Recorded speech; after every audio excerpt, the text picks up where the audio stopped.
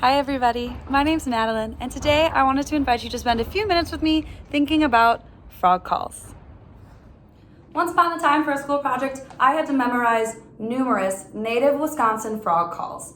And I had that information down, I could hear it, I could tell you exactly what frog it was, but when I pulled out my notebook all the way from 2018, I didn't remember any sounds when I looked at the words I wrote, so I tried to learn them in a different way. Strategy number 1.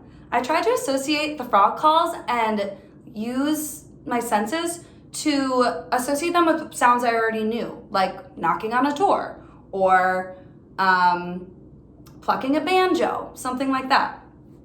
The second thing I tried to do was go through each call and I tried to take what I was hearing and turn it into something visual. So I listened to the call a few times and then I tried to sketch what I thought it sounded like. Today I'm going to take you through a handful of the species that I learned and show you how I processed it, how I learned it, and the picture that I drew. Feel free to pause the video, grab a pen and paper, and try it at home with me. First, we'll start with the Eastern American toad. Take a listen.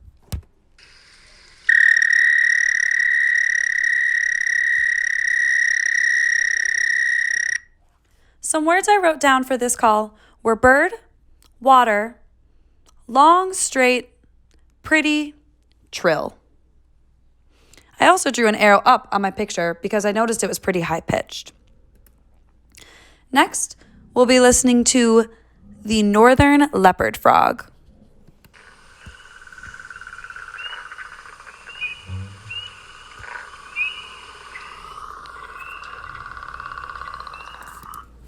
Some words I wrote down for the northern leopard frog were gurgle or growl, low, and maybe like a very old creaky wood door opening very slowly.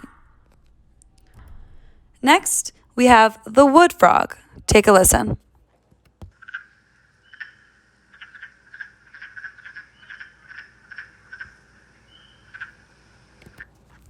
Words I wrote down for this one were short, babbling noises, maybe like a duck or a rodent, and maybe even a creepy laugh of a human. Next, we have the spring peeper. Take a listen.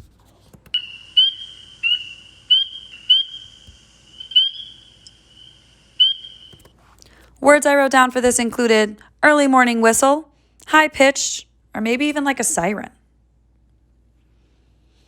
Next up, we have the bullfrog. This one's fun. Take a listen.